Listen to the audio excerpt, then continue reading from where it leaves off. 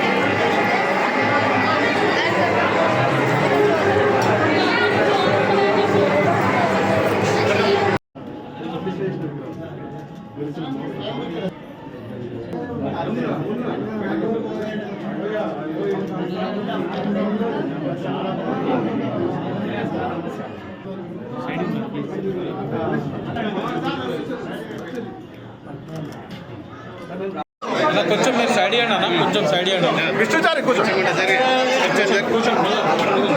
కూర్చోండి కూర్చోండి అన్న, మంచిగా కూర్చోండి. ఒక్క నిమిషం.